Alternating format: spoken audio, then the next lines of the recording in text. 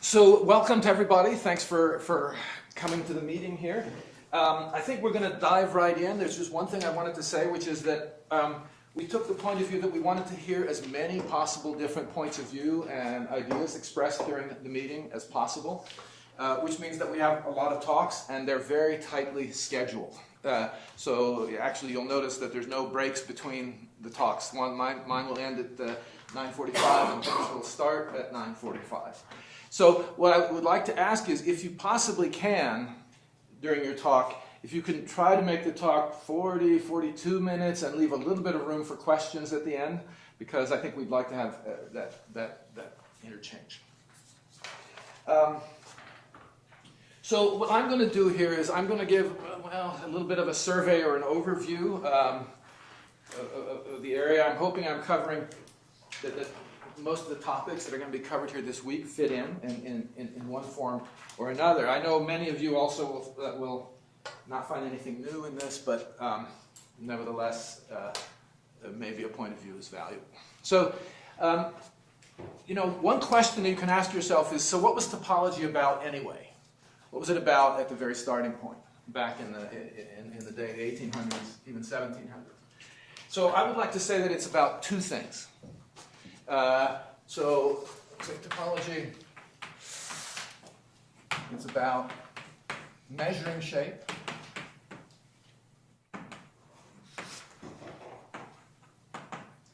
and B, representing shape.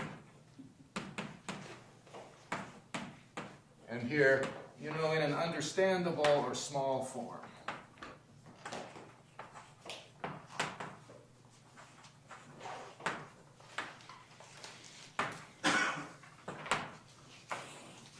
So, of course, the first part here is homology. So basically, A is homology. And so, in a sense, somebody might say, well, you're giving me homology, you're giving me groups, you're giving me all these things that take, several weeks to learn about. How is this measuring something? That is, measuring, we think of as assigning a number to something. But of course, shape itself is a very much more nebulous concept. And so one is sort of forced to, if you're trying to measure it in some way, to get a more complicated object as your target. And so homology, which is built on basically counting patterns, occurrences of patterns, was the thing that was arrived at. And it turns out to, as we know, involve constructing vector spaces or abelian groups attached to spaces, but in a functorial way, which is a fundamental thing here. So assigns vector spaces hk of x in a way which respects maps.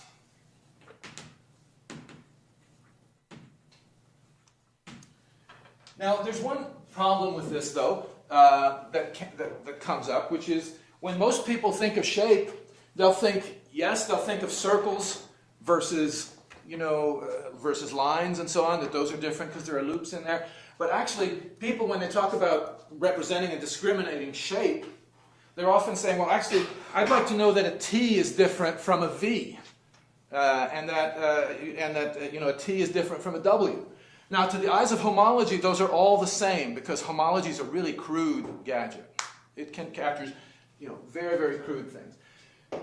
So there are ways of getting around that, and for us in the data analysis side, we'll talk about how they play out here. But so let me just write to refine H star, one often has variance.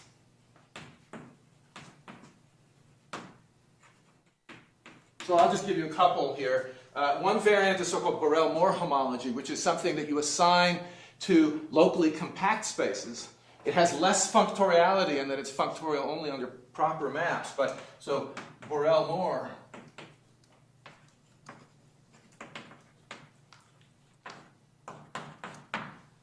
And this is dual to cohomology with compact supports. is a much more sensitive gadget because it sees the difference. So for example, HBM of Rn star is equal to 0 for star not equal to n, and equals z.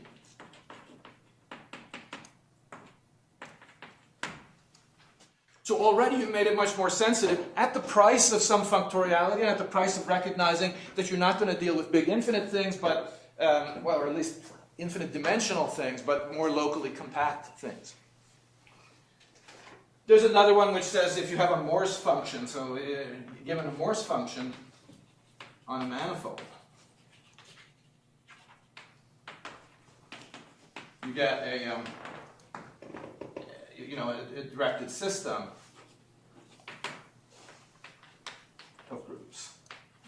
So again, this is a more sensitive thing. When you have, even on a contractible manifold, you could have a Morse function whose sublevel sets are non-contractible. So you can tell more about it from this point of view. So anyway, my point is just, sometimes when you talk to people about topology, they say, yes, but how can you see anything with it? It's very crude. It doesn't capture the difference between a T and an S. But what I would say is, actually, it's just the starting point. You can develop a lot of variants, and we should be thinking constantly about what are different theories that we want to get to capture the shape theoretic phenomena that we want to understand. Okay, so B, representing shape, let's say that's that was a huge theme, certainly in the first half of the 20th century and on into the 70s even, where a lot of questions were being asked about triangulability and the existence of cell structures and so on spaces. And many of the big questions were about that. So these were questions about triangulation.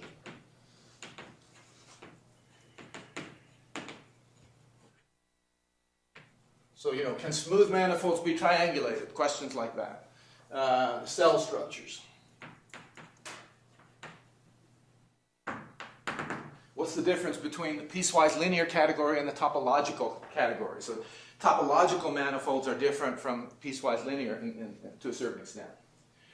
And so the question then is to say, so it's asking questions about how do you represent a space somewhat combinatorially, perhaps by a simplicial complex. So particular tools there might be the nerve lemma, for example, which tells you that if you build a covering, there exists covering U consisting of sets U alpha. There exists a complex with vertices D sub alpha. And I think we all know the description of those. You connect any two vertices whose corresponding subsets overlap. And when you work it out, what you find is that actually you get, roughly speaking, you get a map from X to, this is called nerve.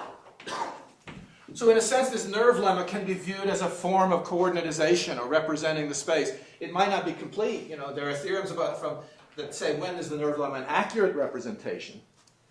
But even if it isn't, there's always the map from X to the nerve of U, or from something homotopy equivalent to X to the nerve of U. So one can think of this as sort of a systematic way based on coverings of representing your space combinatorially, which is a huge compression, right? Because your space is typically given by an infinite collection of points and an infinite collection of distances, and now you're representing it instead by a finite list of vertices, finite list of edges, and so forth. So it's much more combinatorial and much smaller.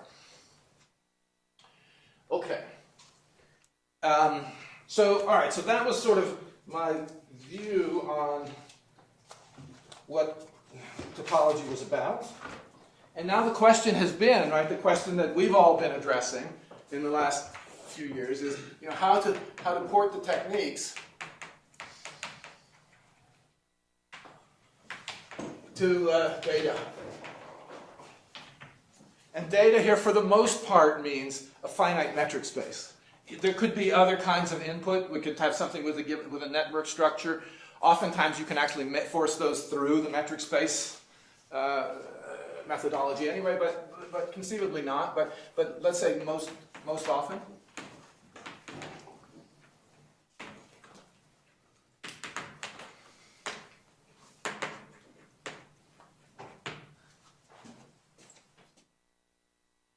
And so the question is, how do you study the shape of a finite metric space?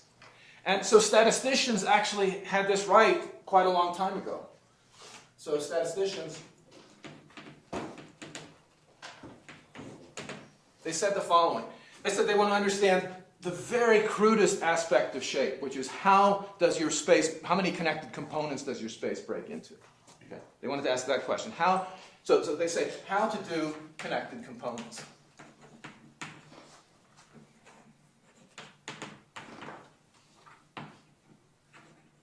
Or what we might call pi naught, set of connected components.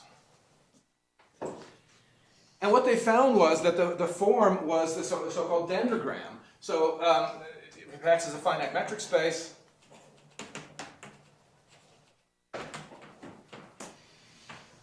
you're going to build a simplicial complex, which we know is the Vietoris-Rips complex, like this, an increasing family of simplicial complexes, where this is the simplices x naught to xk.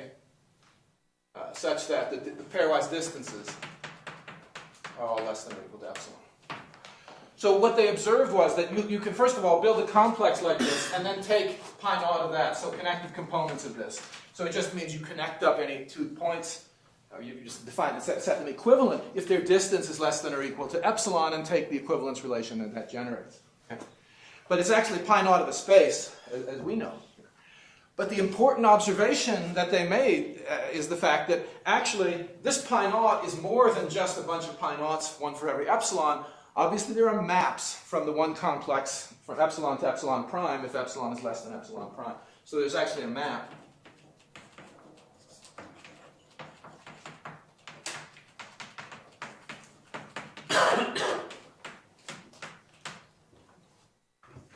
And so the fact that there are those maps is crucial to constructing then the dendrogram, which is what they did. They said, look, I might have to, they said, think about choosing a threshold for this so that I get, one set of clusters, but what's more powerful is to have a whole profile, right? So the observation is we can construct the whole profile.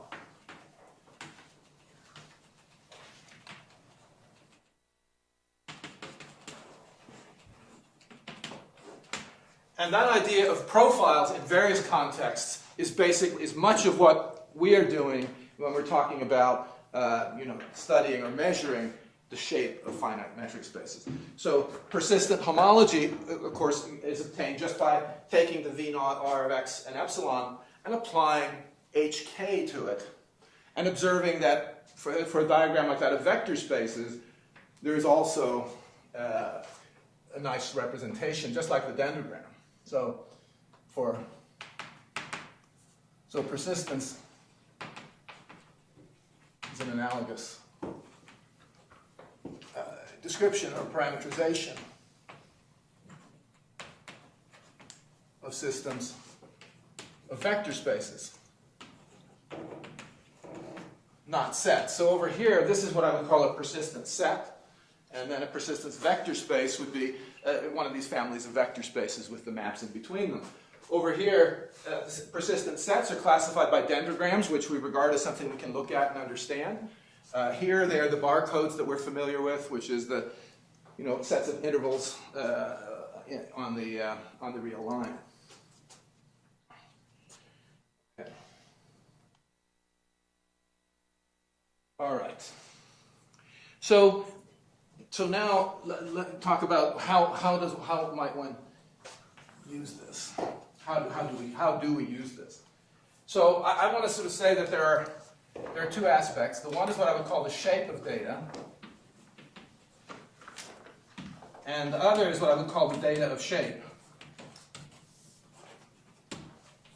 It's sort of two different things here. The first one is the thing that is the way that ordinary topologists use homology to study ordinary spaces. That is to say, they say that homology is somehow a reflection of the global structure of the space and allows you to talk about, formulate conjectures and prove theorems about how that space is organized. So shape of data, this is saying, find the global structure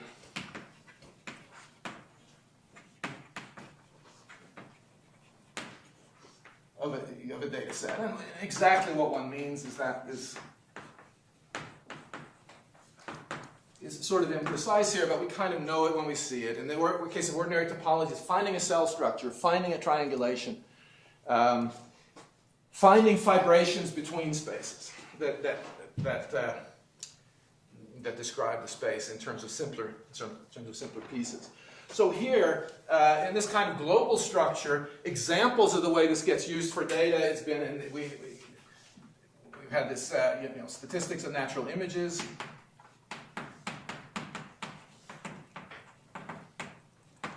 This is a paper that our group did a while ago. But there are applications to evolution, where in evolution, where one typically thinks of phylogeny as involving trees, there are spaces that come up in evolution which are not tree-like, and there are people studying that. And similarly, there's been work in astronomy by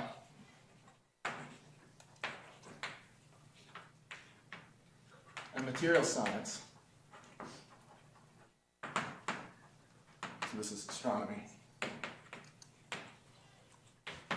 And this is McPherson. So these are all studying, sort of taking the data set and studying the shape of the data set itself. Okay. And here there are a couple of features here. These situations are kind of like what topologists usually do. Over here you're getting actually very large homology groups, and you're sort of studying the behavior of these very large groups that really correspond to a lot of local features. On the other hand, here's something which I think doesn't really have a counterpart on the pure side, which is maybe you're studying databases whose elements, whose entries in the database are themselves shapes. So the data elements themselves, so the objects in your database.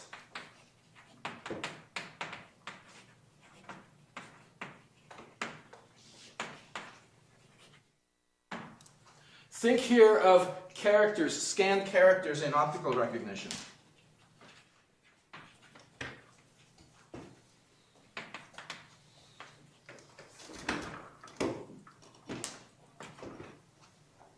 Think of X-ray images of various things, tumors. Or think of chemical compounds.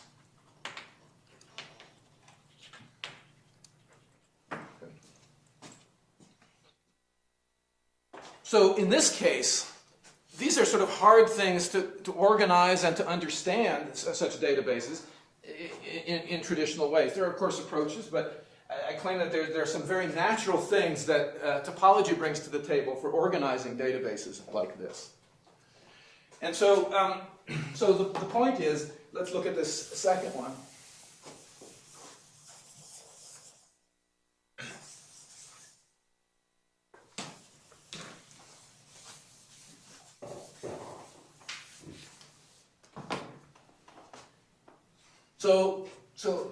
So for every object, so in this case, for every element, for every data element,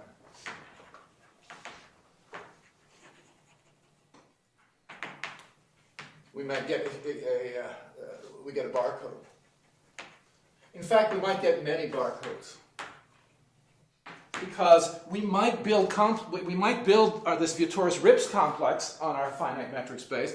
But on the other hand, we might choose persistence with respect to something other than the scale parameter. So for example, if you were trying to capture a shape like this, you perhaps might want to do persistence with respect to something like the negative distance from the center, because you would capture the behavior of these ends, kind of like you do in Borel-Moore homology or cohomology with compact supports. So in fact, that there are many barcodes that one can attach here, and which ones one attaches is kind of relevant, it's related to the actual domain where it's coming from. Okay, so the question is then, so you've got all these barcodes, how is that any better than these complicated shapes that you've got sitting there? The point is that there are approaches to organizing the barcodes.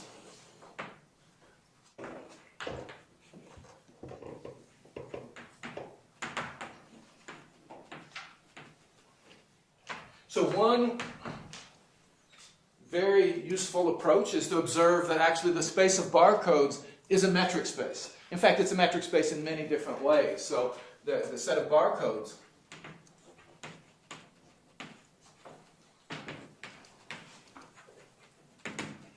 so there are notions of distance here. One's called the bottleneck distance, but there's a generalization called Wasserstein distance.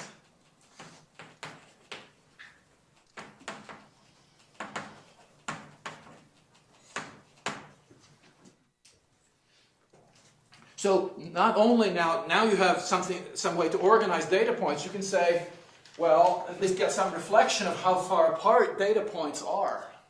Because you can at least say, oh, their barcodes are far apart, so they must be far apart. Their barcodes are close, they have a chance of being close. So this is, and this bottleneck distance is based on the barcodes themselves can be thought of as sort of lists of intervals, and it's kind of an edit distance where you allow yourself to modify the intervals, the endpoints a little bit at a penalty, or remove an interval at a penalty. Okay, so that is so that's one extremely useful approach. Another one, which our group has been working on very recently, is to find that actually the set of barcodes also forms what I would call an infinite algebraic variety. So the set of all barcodes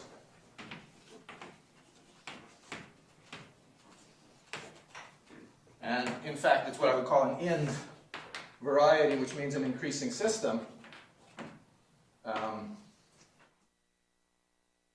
Varieties have things that go with them. They have classes of functions on them, which are the algebraic functions, which are actually rings, called the affine coordinate rings. And they are extremely useful in trying to study algebraic varieties. So in this case, one can actually identify the ring of all functions, identify the ring of algebraic functions on a barcode space. The nice thing is that since it gives you functions here, it's actually coordinates on shapes, on sort of the set of shapes. And so if one is thinking of doing machine learning, for example, on such a data set, this gives you a whole raft of coordinates that you can work with and feed to more linear algebraic algorithms. So now what's been happening recently is that there's been beautiful work in a couple of directions based on this notion. And I think we'll be hearing about it this week, some versions of it.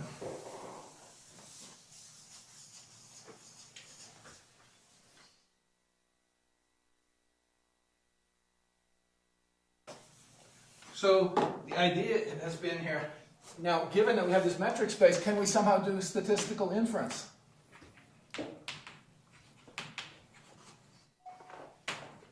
On B, let me put this in barcode space. And in particular, this means can we study distributions on barcode space? So we need to study the properties of distributions.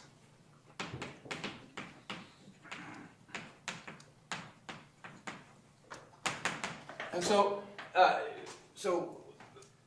are a lot of the people who are involved in working on this include, John Hare, Yuri Maleko, Sayed Mukherjee, Peter Bubenik, Fred Chazal, David Cohen-Steiner,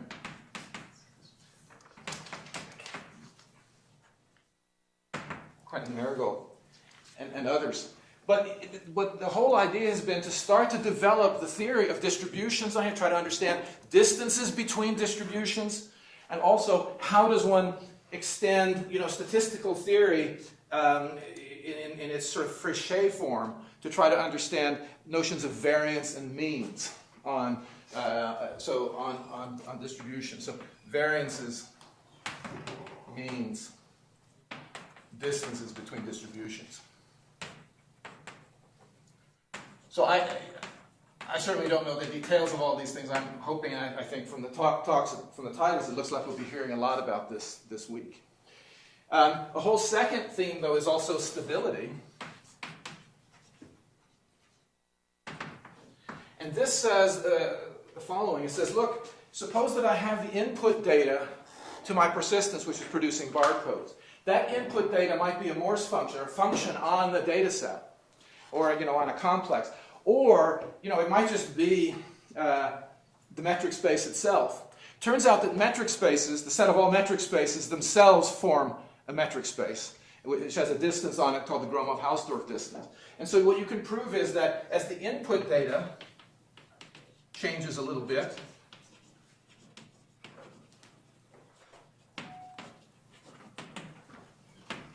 so then the barcodes change only a little bit.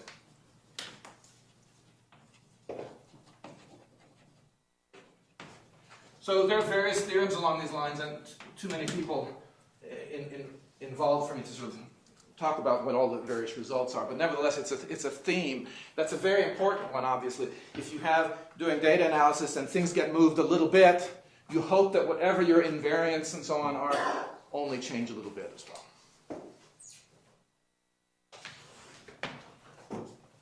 Okay.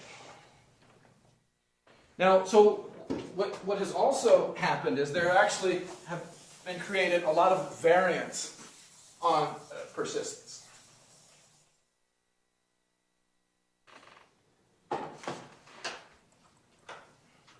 So one aspect of it is the following. So here's a typical thing that you might do with a data set. You might say, actually, I would like to build this Vietoris-Rips complex, but I would also like to understand the degree to which density is varying. In fact, many of the analyses that get done don't even work unless you perform some threshold on the density and study only the densest part of the data set, because the outliers will sort of destroy your results.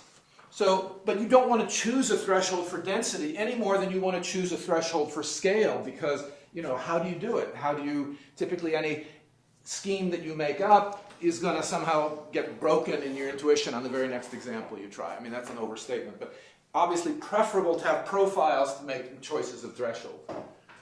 So one might try to ask, can one study the two-parameter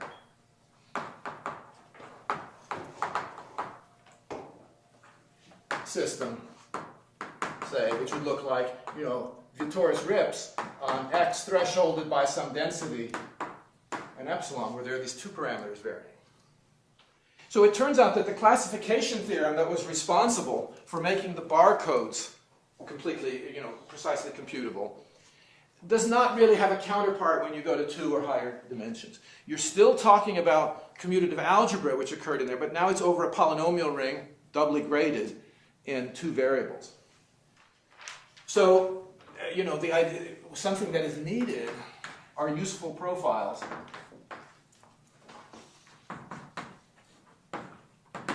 for 2D or ND persistence. And let me say that, so we tend to want to say, because the original classification of barcodes was a complete classification. So let me write at least, so original, the set of all barcodes. So barcodes is in one-to-one correspondence with the isomorphism classes of persistence vector spaces.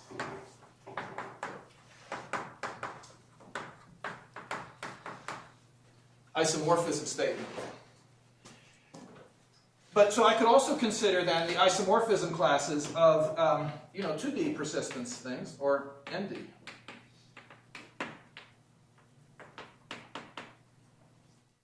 So I'd consider those isomorphism classes. I'd be really happy if I could understand that in some way, but the likely story is that that's not something that we can do.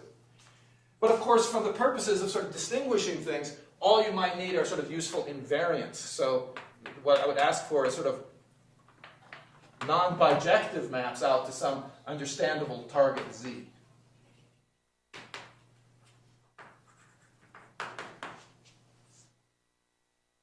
Understandable and computable, so that one can actually build profiles and do the same kind of analysis as one does in the 1D case. Hopefully this thing would contain a metric space or an algebraic variety or something that's understandably organized. And there's a similar analog here. There's the so-called zigzag persistence, which consists of spaces like this,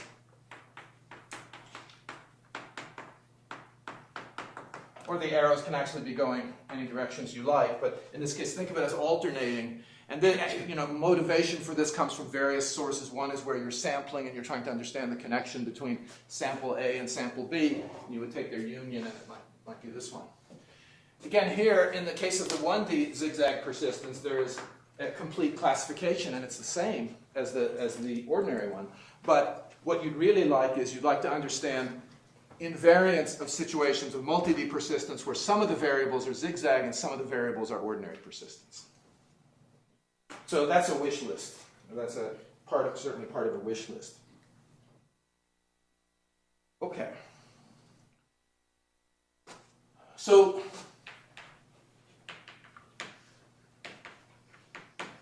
representation of the data. So this sort of finished off the measurement part, which is sort of the bulk, I think, of what we're going to be hearing about, or at least a good chunk of it.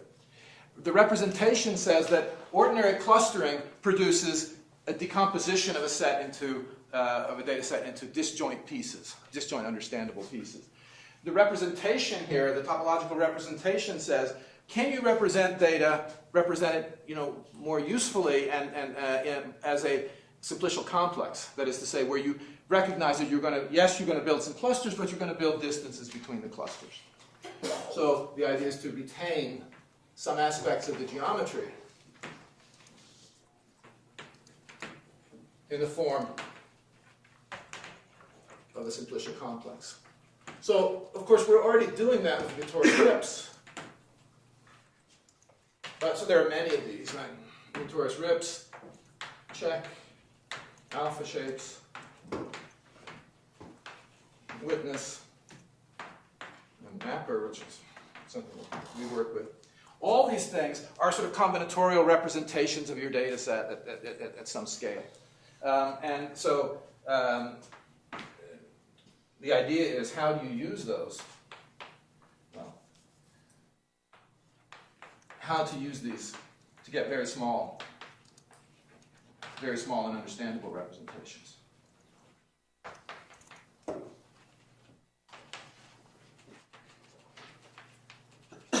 So the nice idea is the fact that the nerve of a covering has a sense even if you're not covering a topological space. So nerve of a covering.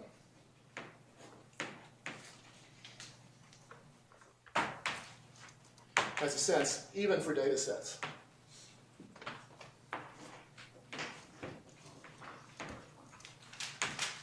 And so you actually get then what I would call a nonlinear coordinatization, if you like.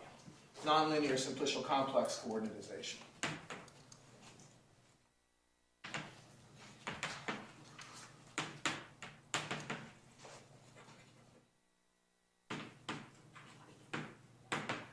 Often the complex is very simple and can actually, neatly be laid out in the plane or in space.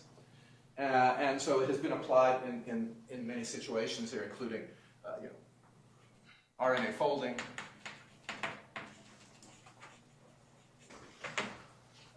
microarray studies of various forms, and other things. But there's a second theme here, which is something developed by Wien and Mikael Vedemo-Johansson and Dmitry Morozov, which is sort of circular coordinatization.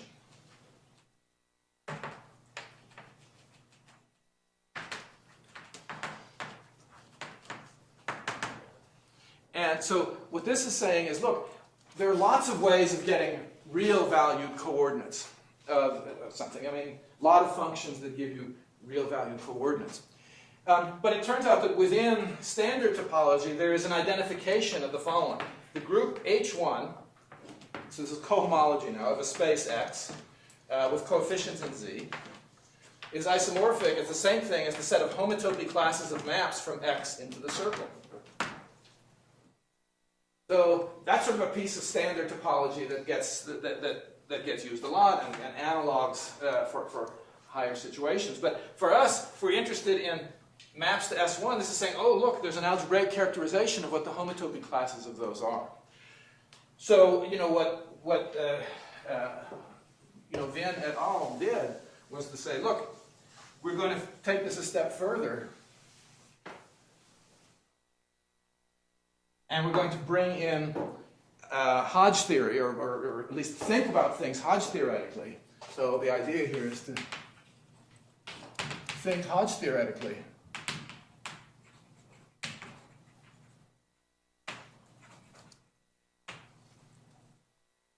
And in which case, elements in H1 can be represented by forms.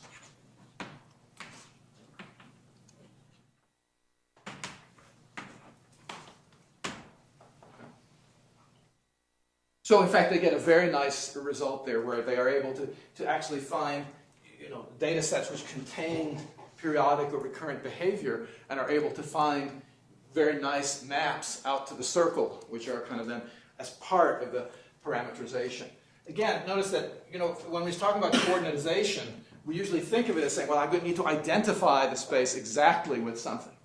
But in fact, in understanding a data set, it's even useful just to have maps out to someplace else because it gives you a good handle on how the space might be built up, or a good way of trying to do it iteratively. Within topology, that one thing that one often does is you have a space X, you don't understand it, maybe you're able to build a map out to something that you do understand. And then when you study it here, you get the inverse images of points, the various sets.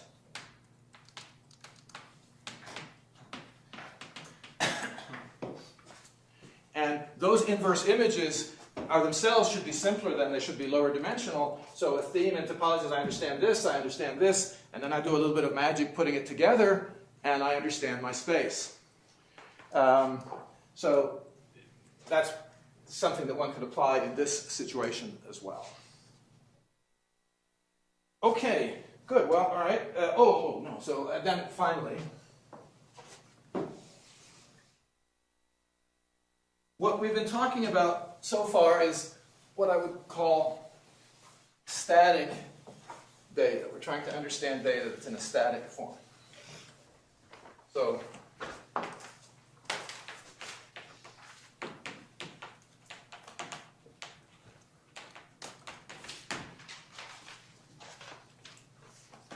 but a lot of the data that's coming up, well, in biology, for example, when one is trying to understand function, how do things work, what controls what, and how do things work over time, it means that you would like to understand your data in an even more refined way. You don't want to just understand it in terms of the geometry, but maybe you'd want to understand it, say if you have a dynamical system, as some kind of discrete dynamical system, or a stochastic version of such.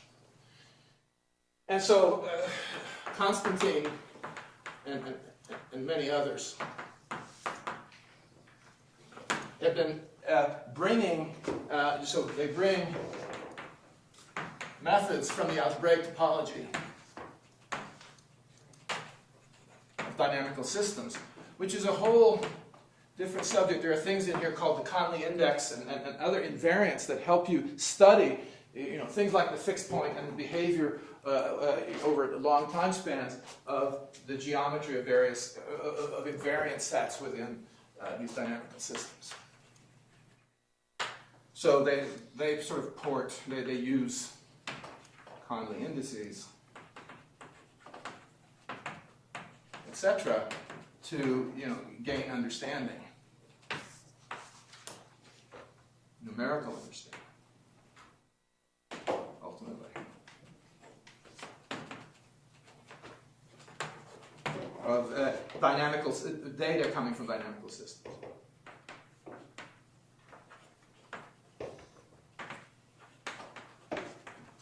So again, here I think this is a theme that, of course, dynamical systems are more complicated than just sets. Even a dynamical system of sets has orbit structure and so on, so it's more complex. So ultimately, you're going to need more complex invariants to capture it.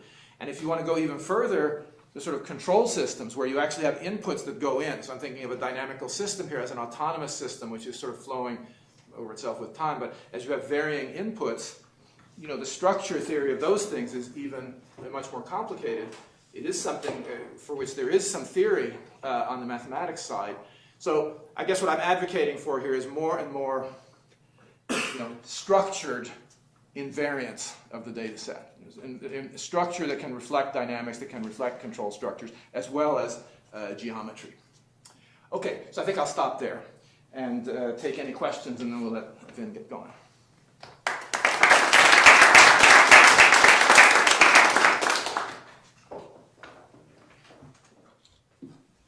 All right.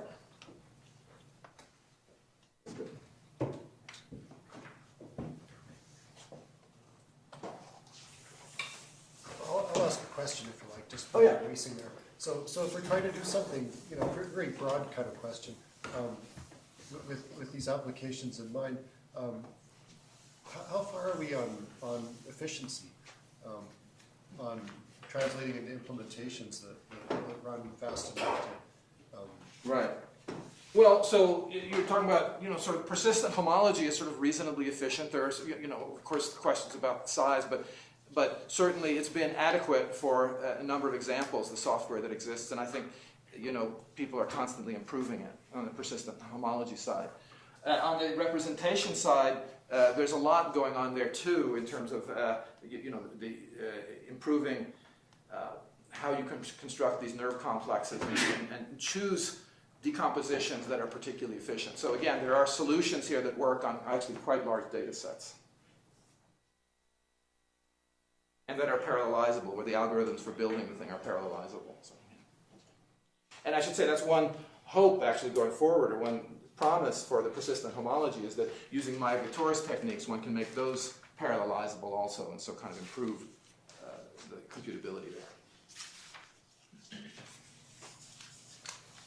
Maybe one other, 3 different points. I mean, you mentioned at the beginning of data of shape, you talked about chemical compounds, and later on you talked about RNA folding the nerves as opposed to complexes, and at the end you talked about going to things that were dynamic rather than static. Yes. It seems like, especially in the chemical compounds, there should be some unifying, maybe unifying is too strong a term at this point, but there should be some common themes, because all those are very dynamic. That's correct, that's right. So is that just at the nascent state, or is there any sort of mature view of that? Nascent state.